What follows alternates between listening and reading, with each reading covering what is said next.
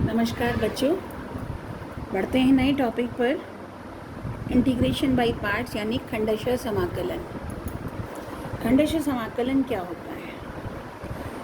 खंडशः समाकलन बेसिकली एक तरह से आपका गुणनफल का नियम है। जैसे कि आपका प्रोडक्ट रूल था, गुणनफल का नियम था डिफरेंशिएशन में, अवकलन लेने में, उसी तरह से आपका समाकलन में भी अगर दो फंक्शन हैं u और v, दो फंक्शन हैं, दोनों की दोनों x के फलन है मान लीजिए, और इन दोनों फंक्शन का गुणनफल का अगर आपको इंटीग्रेशन लेना है विद रिस्पेक्ट टू dx, तो इसमें जो तरीका यूज़ करेंगे या जो मेथड यूज़ करते हैं उसे हम खंडशः समाकलन कहते हैं। तो जब एक फलन दो फलनों के प्रोडक्ट यानी गुणनफल के रूप में होता है,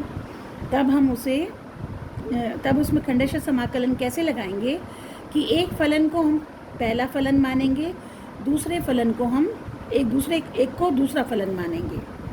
किसको पहला मानेंगे, किसको दूसरा मानेंगे, ये आप देखेंगे कि उसका भी एक रूल बताऊंगी। बेसिकली सेकंड फलन हम उसे मानते हैं जिसका समाकलन हमें पता हो, और जिसका समाकलन हमें नहीं पता वो उसको हम फर्स्ट फलन मानेंगे। इन केस दोनों का समाकलन हमें पता हो या दोनों का डिफरेंशियल तो सभी का ही आता है, अगर हमें पता हो तो एक को फर्स्ट और एक को सेकंड मानेंगे। बेसिकली आइलेट रूल लगाते हैं हम कि किसको फर्स्ट मानेंगे, किसको सेकंड, इस ऑर्डर में लगाते जाएंगे। आई का मतलब होता है इन्वर्स फंक्शन, इन्वर्स फलन, यानी जो आपके साइन इन्वर्स, कॉस इन्वर्स, इस तरह के जो फलन हैं वो आपके उनको हम फर्स्ट मानेंगे अगर वो आता है। उसके बाद एल का मतलब होता है लॉग, लघु गणकीय फलन जो होते हैं वो। फिर उसके बाद ए का मतलब होता है आपका एल्जेब्रिक, ए से एल्जेब्रिक का मतलब होता है आपका बीज गणितीय फलन। जैसे कि अभी तक हम करते हुए आए हैं, जो आपके बहुपद होते हैं या x के घातों के रूप में अलग अलग फलन होते हैं, उसको हम बीजगणित फलन कहते हैं।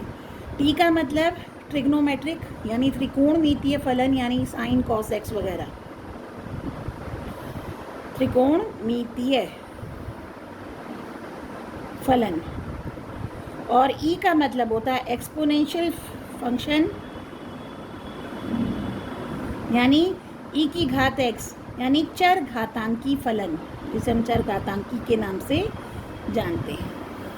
तो इस ऑर्डर में आएगा, यानी जो लेफ्ट पर होगा उसे फर्स्ट मानेंगे, जो राइट पर होगा उसे सेकंड मानेंगे। यानी अगर इन्वर्स फंक्शन आता है, उसके साथ कोई और दूसरा फंक्शन आता है, तो इन्वर्स वाले को आप फर्स्ट मानेंगे और दूसरे वाले को सेकंड मानेंगे, क्योंकि वैसे भी आप जानते हैं इन्वर्स फंक्शन का आपके पास समाकलन नहीं होता। इसी तरह से लॉग का भी समाकलन आपको नहीं पता, तो अगर log x का समाकलन निकालना है तो वो भी आप इस तरह से मानेंगे। तो ये मैंने तरीका बताया कि किसको फर्स्ट और किसको सेकंड मानना है, यानी जो जितना लेफ्ट में होगा वो पहले फर्स्ट माना जाएगा, और जो फिर बचा हुआ होगा, जो राइट की तरफ होगा, वो सेकंड माना जाएगा। अब इनका जो रूल होता है वो रूल ये होता है कि फर्स्ट फलन को ऐसे की ऐसे लिखेंगे जैसा कि जैसा फलन था, गुणा दूसरे फलन का, जो सेकंड फलन है, उसका integral with respect to dx, minus अब इंटीग्रेशन लिया जाएगा किस का, पहले वाले फंक्शन का डिफरेंशिएशन लिया जाएगा, गुणा दूसरे फलन का इंटीग्रेशन जो हमने किया था, ये जो रिज़ल्ट आएगा उसका प्रोडक्ट का फिर से इंटीग्रेशन लिया जाएगा। फिर से समझिए, पहला फलन ऐसे की ऐसे, गुणा दूसरे का इंटीग्रल, माइनस समाकलन फिर से किस का प्रोडक्ट, गुणन, किस का गुणन, इंटीग्रेशन के अंदर किस का गुणन, पहले फलन का अवकलन, दूसरे फलन का समाकलन का गुणन, फिर उसका इंटीग्रेशन। तो अगर मैं एक एग्जांपल लेती हूँ, let suppose x cos x लेती हूँ, तो ये दो फलन का गुणन है x cos x। x है एल्जेब्रिक यानी बीजगणितीय फलन, cos x है त्रिकोणमितीय। तो यहाँ से मैंने आपको बताया क्या करेंगे, एल्जेब्रिक पहले आता है त्रिकोणमितीय से, तो एल्जेब्रिक को हम लेंगे फर्स्ट फलन, इसको लेंगे हम सेकंड फलन। तो ये हमने आई मान लिया। अब हम इसको करेंगे हल। तो फर्स्ट फंक्शन क्या तरीका बताया, फर्स्ट फंक्शन ऐसे कि ऐसे, फर्स्ट फंक्शन था एक्स ऐसे कि ऐसे,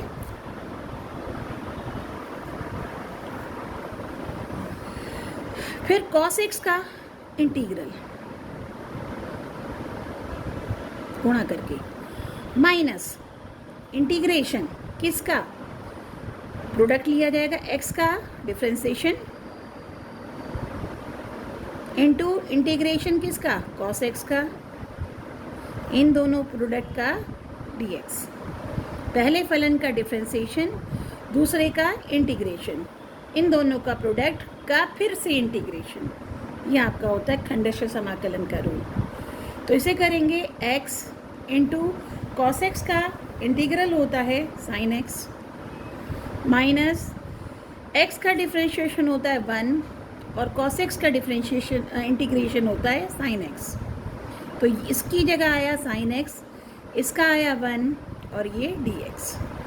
अब इसे फिर से इंटीग्रल करेंगे, चूँकि अब ये एक में रह गया, सिर्फ साइन एक्स रह गया आपका, और आप जानते हैं साइन एक्स का इंटीग्रल क्या होता है, माइनस कॉस एक्स। तो इस तरह से ये बना sine x plus cos x plus c, ये तरीका हो। इसी तरह से अगर मैं एक एग्जांपल लेती हूँ x इंटू ई की पावर x, तो एल्जेब्रिक पहले आता है, चरघातांकी बाद में आता है, तो इसे फर्स्ट, इसे सेकंड। तरीका क्या है, पहले वाला फलन ऐसे कि ऐसे, दूसरे का इंटीग्रेशन। अगर ई की पावर x का इंटीग्रेशन करें तो डायरेक्ट फॉर्मूला आप जानते हैं ई की पावर x ही होता है, मैंने उसे यूँ नहीं लिखा बल्कि सीधा उसका इंटीग्रेशन लगा दिया, माइनस पहले वाले का डिफ्रेंशिएशन कितना 1, फिर ई की पावर x का इंटीग्रल कितना हुआ ई की पावर x dx। और अब इसे फर्दर सॉल्व करेंगे, ई की पावर x 1 इंटू ई की पावर x क्या बचा, ई की पावर x ही बचा, और ई की पावर x का इंटीग्रल ई की पावर x होगा प्लस। इस तरह से आपके प्रश्न होंगे। तो यही ढंग है अब इनके क्वेश्चंस को करने का। अब आप देखेंगे कि log x का डायरेक्ट फॉर्मूला हमें नहीं पता। अब मान लीजिए log x का इंटीग्रल हमें निकालना है और log x का हमें पता नहीं, तो हम क्या करते हैं, 1 इंटू लॉग एक्स मान लेते हैं। इसको क्या मान लिया, 1 इंटू लॉग एक्स। अब 1 क्या माना जाएगा, एल्जेब्रिक फलन, log x कैसा है, लॉग वाला फलन। नियम क्या था, आइलेट। तो एल्जेब्रिक यानी 1, एल मतलब लॉगरिथम। तो अब की बार इसे फर्स्ट मानेंगे और इसे सेकंड। क्लियर, यहाँ ये भी हो रहा है, log x का इंटीग्रल हमारे पास नहीं होता, डायरेक्ट कोई फॉर्मूला नहीं है, इसलिए अब जब इसको करेंगे तो क्या तरीका बताया था, पहले वाला फलन ऐसे कि ऐसे, इनटू दूसरा फलन जो कि 1 है उसका इंटीग्रल, माइनस इंटीग्रेशन के अंदर पहले वाले फलन का डिफ्रेंशिएशन, तो log x का अवकलन कितना होता है 1/x, इनटू इस 1 का इंटीग्रल, यानी ये पूरा यहाँ लिखना है, तो इसका इंटीग्रल क्या होगा, 1 का इंटीग्रल होता है x dx। तो इसका हो गया log x, इंटीग्रल इसका हो गया x, ये x से x कट गया, क्या रह गया 1 dx, और ये हुआ x log x, माइनस इसका इंटीग्रल कितना हुआ x प्लस।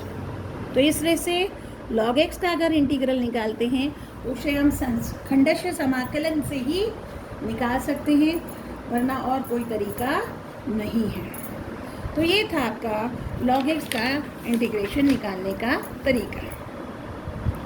इसके बाद आते हैं, इसके बाद सीधा एक्सरसाइज 7.6 पर आते हैं, जिसे हम करेंगे। तो एक्सरसाइज 7.6 का पहला ही क्वेश्चन है x sin x का इंटीग्रल। क्लियरली दिख रहा है, दो चीज़ों का प्रोडक्ट है। फर्स्ट किसे मानेंगे, एल्जेब्रिक को, हाईलाइट के हिसाब से। ट्रिग्नोमेट्रिक बाद में आता है, तो पहले एल्जेब्रिक आता है।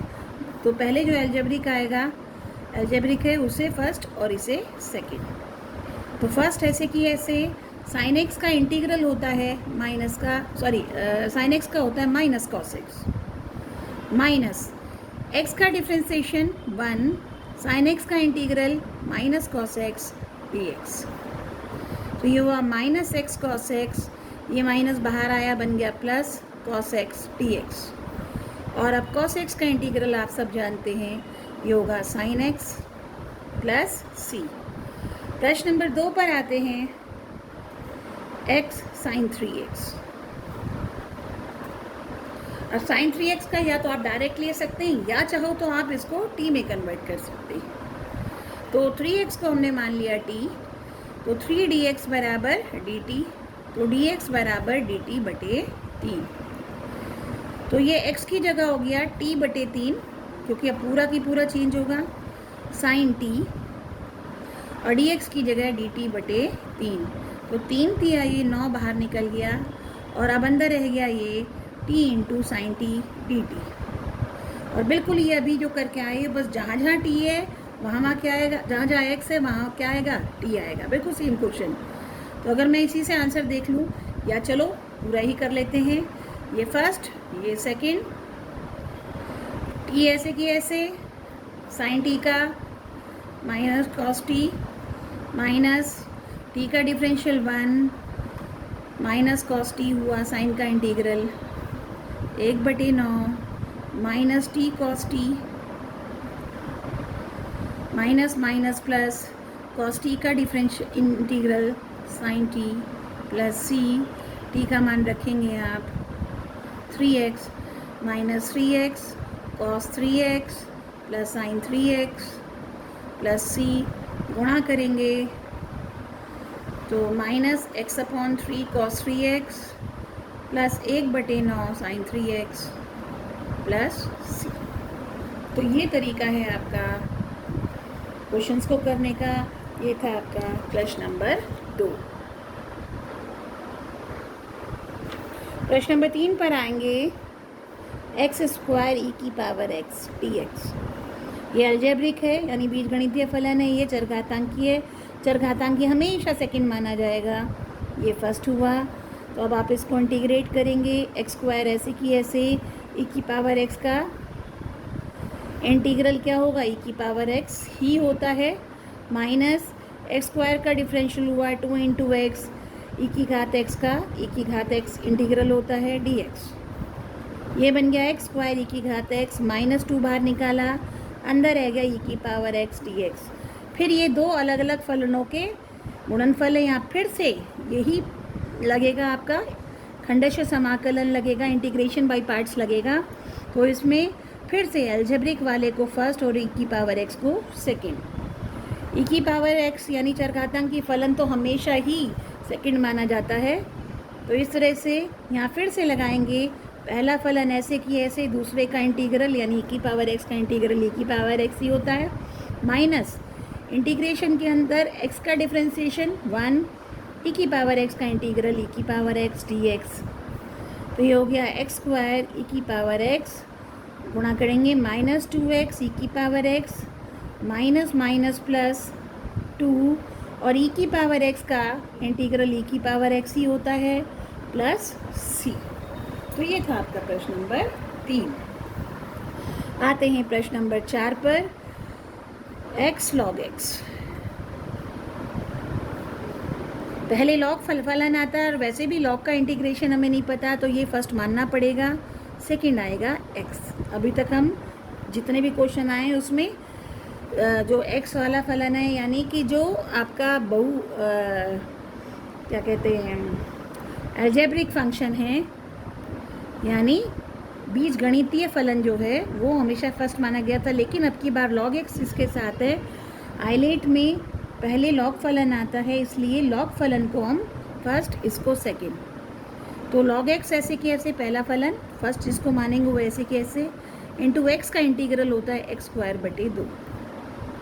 डायरेक्ट कर रही हूँ मैं, माइनस अब log x का डिफ्रेंसिएशन हुआ 1/x, और x का इंटीग्रेशन हुआ x²/2 dx। तो ये हो गया x² 1/2 x² या x²/2 log of x, minus यहाँ 2 नीचे बाहर आ गया और यहाँ रह गया सिर्फ x।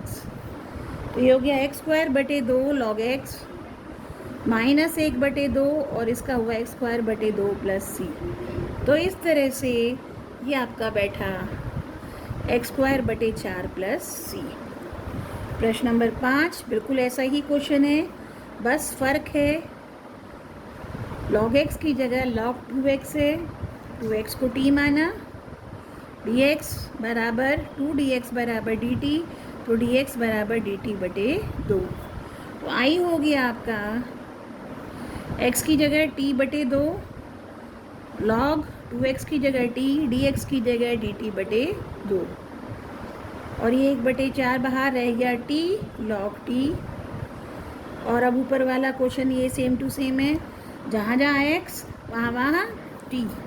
तो अब मैं इसको डायरेक्ट लिख रही हूँ, 1/4 बाहर, ये बन गया t²/2 log t minus t²,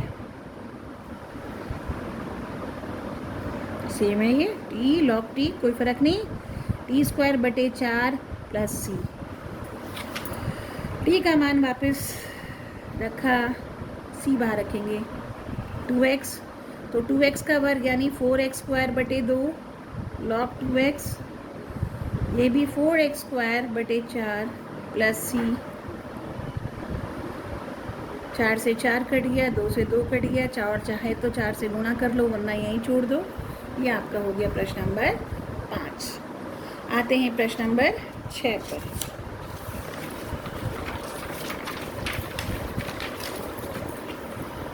प्रश्न नंबर 6,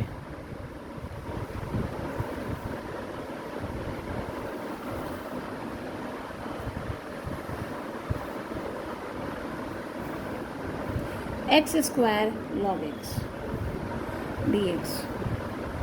क्लियरली log x को फर्स्ट, इसको सेकंड, log x ऐसे की ऐसे, x² का इंटीग्रल x की घात 3/3 माइनस log x का डिफ्रेंसिएशन 1/x, पहले फलन का डिफ्रेंसिएशन गुणा दूसरे फलन का इंटीग्रेशन यानी x की घात 3/3 dx।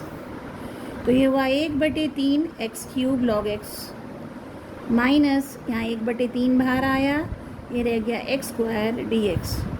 और इस तरह से आपका इंटीग्रेशन आया x की घात 3/3 प्लस c यानी x³/3 log x minus x³/9 plus c।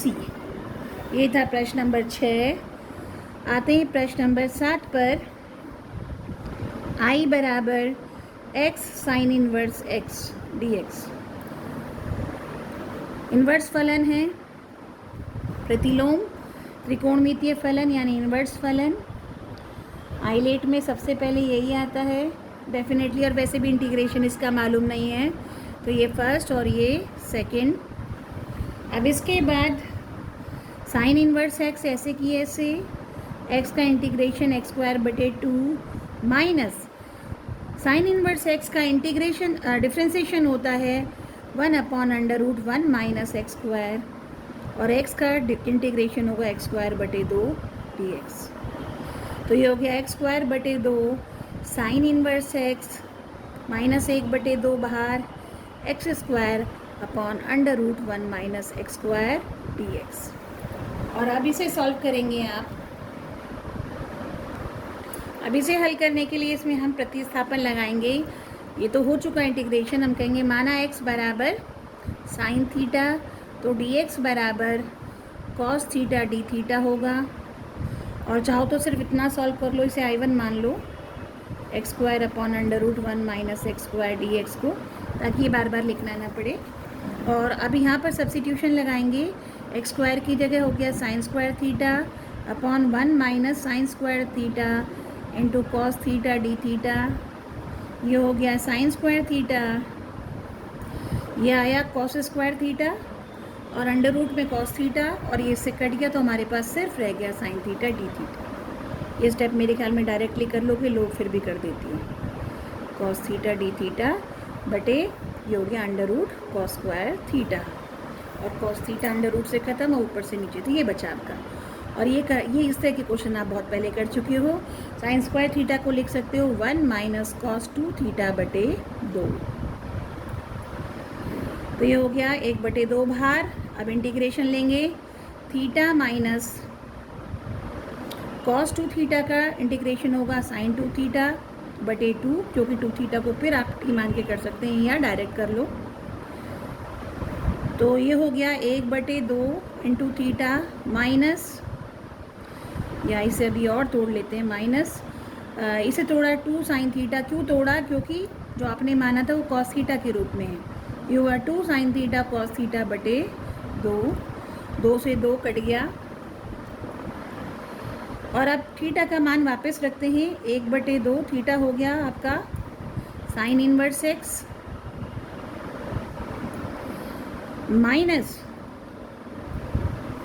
Sine theta की जगह एक्स, और ये जो कॉस थीटा है इस कॉस थीटा को हम लिख सकते हैं 1 माइनस साइन स्क्वायर थीटा, और साइन थीटा को लिख सकते हैं एक्स। तो ये कुल मिला के कॉस थीटा हो गया √1 माइनस एक्स स्क्वायर।